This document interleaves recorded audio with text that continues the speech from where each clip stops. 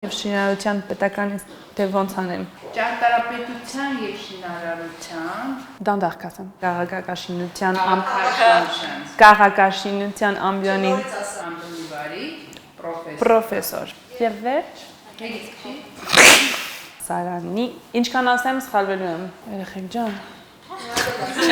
Այդ ինչ պրոֆեսիոնալ յուրերուն։ Քաղաքաշինության ամբիոնի վարիչը պրոֆեսոր։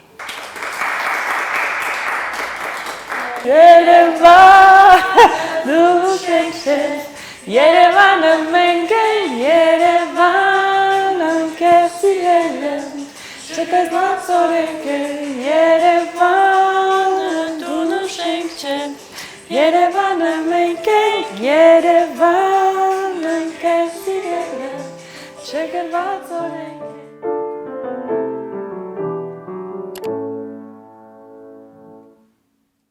Զարա Մամյան, շատ ուրախ եմ ձեզ հետ այսօր խոսելու ճարտարապետության եւ Երևանի մասին։ Դուք ճարտարապետ եք, ճարտարապետության եւ շինարարության Հայաստանի ազգային համալսարանի քաղաքաշինության ամբիոնի վարիչ պրոֆեսոր։ Եվ ես կուզեի սկսել մի հարցով, ինչ է նշանակում Երևանյան ճարտարապետությունը։ Հարցը իրականում ավելի հեշտ հնչում է, քան կարելի է պատասխանել այդ հարցին, որովհետև կա մի պարզ այտենց պատկերացում, որի մասին շատ խոսվել է, թե ինչ է Երևանյան ճարտարապետությունը եւ բոլոր մեր գոնե մասնագիտական հանրությունում հարթակի վրա մեզ դաստիարակել են այդ սկզբունքով, թե ինչ է Երևանյան ճարտարապետությունը։ Այսօր Երևանյան ճարտարապետությունը սկսում ենք հաղորդում հենց քննադատությունից, հա, որոշակիորեն դիմազրկվել է եւ դժվարացնում է այդ պատասխանը, թե ինչ է Երևանյան ճարտարապետությունը, բայց մեր մեջ կա այդ հստակ պատկերացումը, որը կարելի է բնորոշել 3 չափորոշիչներով, դա մասշտաբն է, Երևանյան մասշտաբ, որը հիմա խախտված է ցավոք սրտի, դա քարն է, որպես շինանյութ եւ որը դարձել է քաղաքի գույնի եւ քաղաքի ամբողջ արտաքին հմայքի հիմնական գրողը, հա, եւ երրորդը դա երևի թե Երևանի մեջ դա Թամանյանի կողմից Երևանի գլխավոր հատակագծի հեղինակի այն հեղինակի, որը քաղաքը հենց դարձրեց քաղաք, այնպիսին, ինչպիսին մենք տեսնում ենք նրան, այսինքն սկզբունքը կարկասը, եւ քաղաքի այդ տեսլականն է արևոտ մի քաղաք, երևի դա արևը քաղաքի մեջ, այդ է ճարտարապետությունը մեր, որը նույնիսկ ձմռանը արտացոլում է, ներթափանցում է քաղաքից։ Եվ ինչպես կարող ենք այդ մեր, ասում եմ մեր միշտ ոնց որ ես էլ հայ եւ իմնելա մեր Երևանյան ճարտարապետություն եւ ինքնուրույնություն պաշտպանենք զուգահեռ լինելով մոդեռն եւ զարգանալով։ Դա շատ բարդ բան է, դա շատ բարդ բան է եւ ես ճարտարապետ եմ եւ ինձ համար այդ բոլոր քաղաքին ոչ հարիր նորամուծությունները եւ ինտերվենցիաները քաղաքի ընդհանուր կերպարի մեջ դրանք ինձ ցավ են պատճառում, բայց ես նաեւ հասկանում եմ, որ շատ բաներ կան, որոնց հետ մենք իզորու չենք պայքարել, որովհետեւ օբյեկտիվ պատճառներով են դրանք ի հայտ գալիս եւ քաղաքը պաշտպանելու եւ քաղաքը պահպանելու համար ամենակարևոր բանը, ես այդ սուբյեկտիվ տենց զգացմունքային ոլորտից գալիս եմ անմիջապես իրավական ոլորտ, դա շատ լուրջ քաղաքաշինական, իրավական դաշտ ապահովելն է։ Եվ քաղաքաշինության մեջ ինքը միշտ պետք է նույնպես փորձել մարդկանց կյանքը լավացնել, այդ նպատակ պիտի նույնպես լինի։ Ինչ կարիքներ կա այսօր Երևանում, որ մենք պիտի զեկտենք ոնց որ դրան լավացնենք։ Երևանը ի սկզբանե Թամանյանի կողմից ասում են տենց կարծիք կա, տենց մենք դրա հետ ենք անընդհատ համեմատություն անում, որպես քաղաքայքի է նախատեսվել, դա 19-րդ դարի վերջում, 20-րդ դարի սկզբում դա ամենատարածված քաղաքաշինական ուղղություններից մեկն էր, եւ այդ ուղղությունը ենթադրում էր քաղաքների տենց ռադիալ փողոցների ցանց, հստակ գոտիավորում, որոշակի խտություն, որոշակի կանաչ տարածքների չափ, ապահովում, դրանց հեռավորությունը բնակելի գոտիներից, դրանց արկայությունը, սակայն քաղաքը մեծացավ նախատեսված 150,000-ից եւ հիմա դարձել է արդեն մենք հաշվարկային թիվը վերցնում ենք քաղաքի բնակչության 1,120,000 եւ այդքան անգամ մեծացած քաղաքը բնականաբար շատ բաներ կորցնելու էր այդ քաղաքայգի, այդ տեսլականով նախատեսված այդ կարկասից, հա, եւ քաղաքը ընդլայնվեց, քաղաքը իրեն հարկայնությունը, իրեն մասշտաբին բնորոշ հարկայնությունը կորցրեց, խախտվեցին որոշակի քաղաքային լանդշաֆտներ, ֆորմացիայի փոփոխման պատճառով որոշակի գոտիներ տրանսֆորմացվեցին, հա, ֆունկցիոնալ գոտիներ, գործառնական գոտիներ քաղաքում տրանսֆորմացվեցին, փոխվեցին եւ քաղաքը կորցրեց կարծես թե իրեն սովորական դիմագիծը, պահպանված է քաղաքի կենտրոնը իրեն չափի մեջ, իհարկե նա գերխիտ բնակեցված է հիմա եւ հնարավորինս կառուցապատված, քաղաքը կորցրեց շատ կանաչ զանգվածներ, քաղաքը կորցրեց տեսարաններ, մենք ունենք մեր քաղաքում բնական դոմինանտ դա Մասիսարն է, Արարատ լեռն է, որը քաղաքի բոլոր կարևոր ճանապարհները, հանգույցները, շենքերը ուղղված էին հենց դեպի այդ լեռ, եւ այդ լեռը դարձել է քաղաքի մեր այդ տեսարանի մեջ, համայնապատկերի մեջ ամենախոսուն բանը, դոմինանտը, հա, ինչի վրա մենք մեր քաղաքը առաջի հերթին ասոցացվում է հենց այդ պատկերի հետ, որը ամենուրեք երևում է, այսօր մենք այդ պատկերի մեծ կորուստներ ունենք, որովհետև կառուցապատում կա, արդեն հարկայնությունը փոփոխված, կան խնդիրներ, իմ ասած բոլոր այդ կետերը նրանք պատահական կետեր չեն, դրանք կետեր են, որոնք եթե մենք ճիշտ ենք դա անում քաղաքում, եթե դա ճիշտ զգում ենք, ճիշտ դասավորում ենք, դա օգնում է բնակչին, նաև դա, ես ուրիշ դեռ չեմ անցել ավելի դետալների, հա, իրենց լավ զգալ քաղաքում, որովհետև քաղաքը ունի այդ կանաչի քանակությունը, ոչ չափի մեջ, ճիշտ չափի մեջ կառուցապատումը, պատկերները, լանդշաֆտի պահպանությունը, անաղմուկ լինելը, որոշակի գույնի պահպան, դրանք բոլորը այն չափորոշիչներն են, որոնք պետք է օգնեն, որպեսզի բնակիչը իրեն շատ լավ զգա քաղաքում։ Ցավոք սրտի այդ պրոցեսները, կառուցապատման եւ արագ ընթացող պրոցեսները, որոնք ոչ միշտ են քաղաքի եւ քաղաքային ճիշտ ճարտարապետության թելադրված, այլ թելադրված են նաեւ կառուցապատողի քիմքով, այդ դրանք խախտեցին, մենք չունենք քաղաքում ազատ տարածքներ, օրինակ հեծանվա ուղիներ, որոնք անհրաժեշտ են, մեծ կանաչ զանգվածներ, մեծ քաղաքի կանաչ զանգվածները, դրանք շատ լոկալ դասավորված են առանձին տեղերում քաղաքի եւ այդ ընդհանրական մեծ կանաչ այդ կապը քաղաքում բացակայում է, մենք չունենք, ասենք, դա ամենամեծ խնդիրներից է, դա անդրադառնում է նաև օդի աղտոտվածության վրա, մենք ունենք օդի մաքրության խնդիր քաղաքում, մենք ունենք էլեմենտար, ես գիտեք ինչ, ես միշտ ասում եմ, ես ապրում եմ քաղաքի կենտրոնում, ամեննակենտրոնում եւ քաղաքի անցուդարձը ես իմ տարիքով գիտեմ, տարիքի չափով գիտեմ, բայց նաև գիտեմ ինձնից ավել, որտեղ իմ ընտանիքը միշտ ապրել է քաղաքի կենտրոնում, այդ նույն տեղում, որտեղ ես հիմա ապրում եմ եւ գիտեմ, թե քաղաքում այդ քաղաքը կառավարելու, քաղաքը պահելու, հա, այդ կենցաղը քաղաքային պահելու չափը ինչքան է եղել եւ ինչքան է դա ապահովվել Եվ հիմա ես օրինակ չեմ կարող ասեմ, որ մեր քաղաքը չեն մաքրում, չէ։ Քաղաքային իշխանությունները քաղաքը մաքրում է եւ բավական, բայց այդ քաղաք պահելու մշակույթը ցավոք սրտի մեր բնակիչները թերանում են քաղաքը մաքուր պահելու մեջ եւ որոշակ կան մանր դետալներ, որոնք պետք է օգնեն այդ քաղաքի այդ մաքրություն եւ քաղաքը դարձնել քաղաք բնակչի համար։ Այդ բաները մենք դեռ չենք հետևում եւ մենք շատ աճելու տեղ ունենք։ Անդեղ էլ իհարկե մարդը, այսինքն մենք էլ պատասխանատվություն ունենք, ունենալ հասկանալ մեր պատասխանատվությունը դեպի մեր քաղաքը, մեր փողոցները, իհարկե։ Մենք անդադ խոսում ենք քաղաքային իշխանություններից ենք, բայց կա մեր դերը, որը որ մենք ոչ միշտ մեզ հարիր ձևով ենք վերաբերվում, ոչ միշտ ճիշտ ենք վերաբերվում, մենք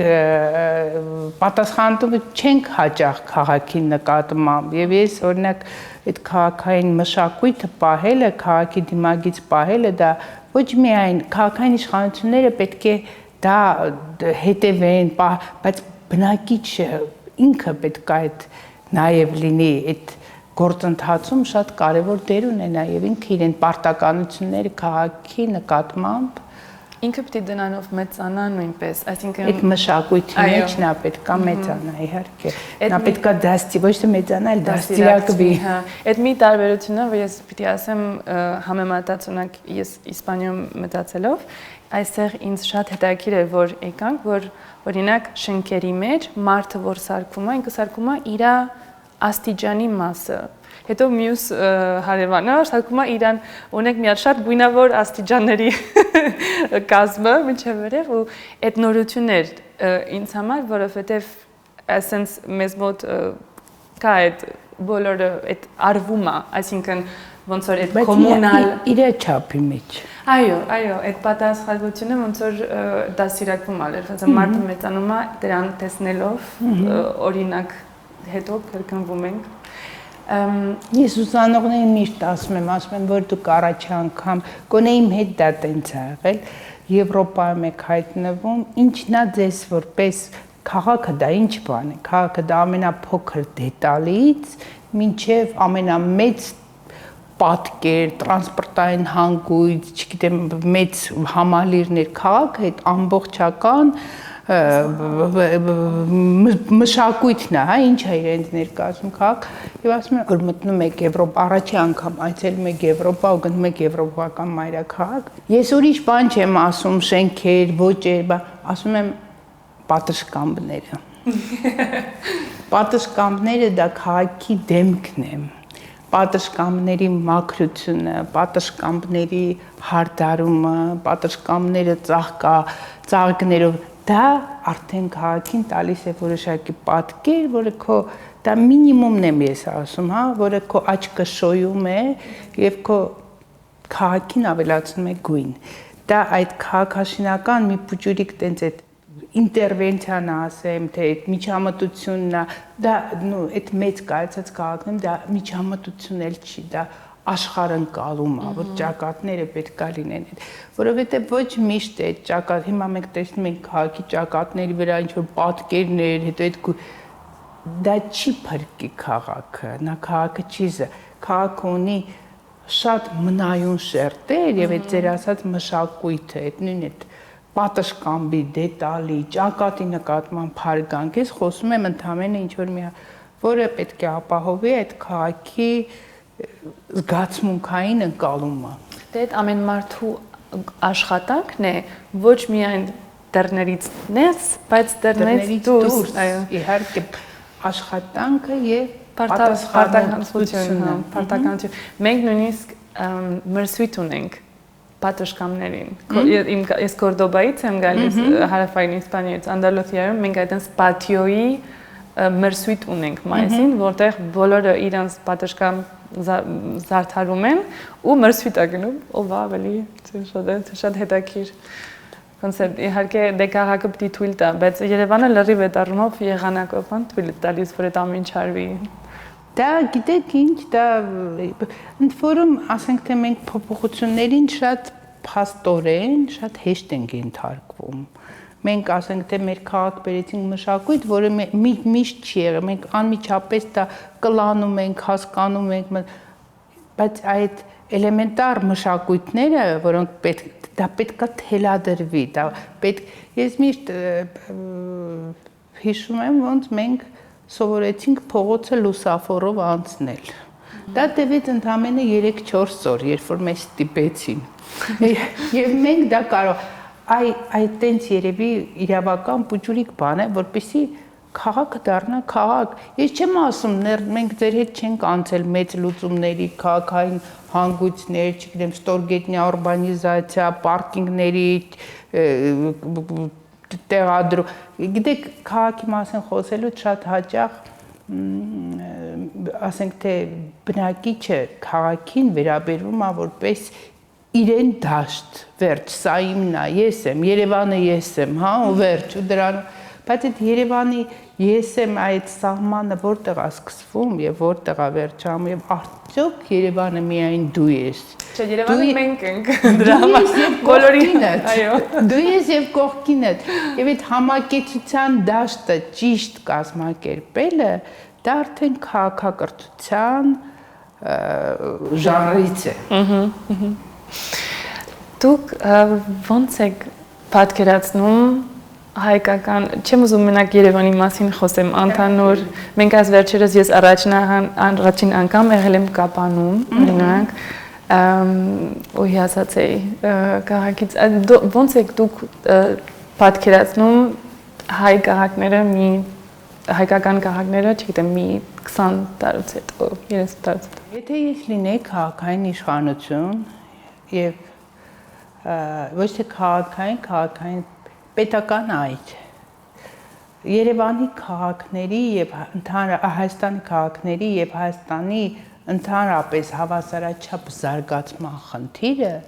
ես դա կգնահատեի որպես առաջնային խնդիր երկրի զարգացման համար Երկիրը պետք է զարգանա հավասարաչափ եւ հավասարաչափ զարգացման մեջ ես դիտարկում եմ մի էլեմենտար sense կա ամենտեղ պետք է լինեն երիտասարդներ որտեղ երկիրը ծաղկում է, երկիրը շնչում է, երկիրը զարգանում է այն ժամանակ, երբ որ կան երիտասարդներ։ Երիտասարդներ լինում են այնտեղ, երբ որ նրանց համար պայմաններ են ստեղծված, երբ որ նրանք ունեն աշխատելու միջոց եւ երբեք այլևս հնարավոր չի մարդուն ստիպել աշխարհը բաց է, սահմանները բաց են, մարդիկ գնում են, տեսնում են, մարդիկ ապրում են այնտեղ, որտեղ իրենց լավ են զգում։ Հայաստանում ուզում են բոլոր, ինձ թվում է տենց մարդ չկա, որը չուզենա Հայաստանում ապրել, որտեղ այս փոքր երկիրը, չտեսնված երկիրը, ուղղակի այս երկիրը պետքա պահել, լավ։ Այս երկրում կա ամեն ինչ, կա գետեր կան, լեռներ կան, տեսարաններ կան, հրաշալի մարդիկ կան, այս երկիրը տալիս է հերոսներ, այս երկիրը տալիս է չտեսնված ուժեղ կանանց, որոնք կարողանում են աշխատել, այս երկիրը տալիս է հրաշալի մշակութային գործիչներ, բայց այս ամեն ինչը պետք է պահել հավասար եւ հավասարաչափ աշխել այս ամբողջ ներուժը երկրով այս փոքր երկրով մեկ որը կարելի է մի օրվա մեջ մի ծայրից մյուս ծայրը տեսնել այս երկիրը այնքան փոքր է բայց այդ բանը թե ոնց ենք մենք դա անում ոնց ենք կազմակերպում անվտանգության տեսանկյունից էլ չի կարելի որ բնակչությունը այս քանակությամբ կենտրոնանա միտեղ անվտանգության տեսանկյունից դա անթույլատրելի բան է։ Հայաստանը պետք է հավասարաչափ զարգացնել։ Պետք է առաջի հերթին, գիտեք, ես հասկանում եմ, որ խորհրդային միության հնարավորություններ մենք երբեք չենք ունենա։ Դա անհնարին բան է, երբ որ կար մեծ շուկա եւ երկիրը քաղաքաշինորեն զարգանում էր այդ շուկայի պայմաններում, այսինքն դու ուներ սպառման շուկաներ, դու որոշակի ցանցի մեջ էր ինտեգրված, որտեղ մարդիկ արտադրում էին, սպառում էին, նորից ինչ որ մի բան էին ստեղծագործում, դա ուրիշ ժամանակ էր։ Բայց դրա փոքր մոդելը, երբ որ մենք կարողանանք տանք վերջնական արդյունաբերական արտադրանք, հա, այլ մենք դրան պետք է ձգտենք, պետք է ես չգիտեմ ամբողջ երկիրը ուղղել, չնայած այդպես ամբողջը այդպես հստակ դոկտրին չկա, որ երկիրը սարքում ենք զբոսաշրջության երկիր, դա ճիշտ է արդյոք, չկա, բայց ես այդպես հիմա ձեր հետ կիսվում եմ, խոսում եմ, հա, երկիրը պետք է լինի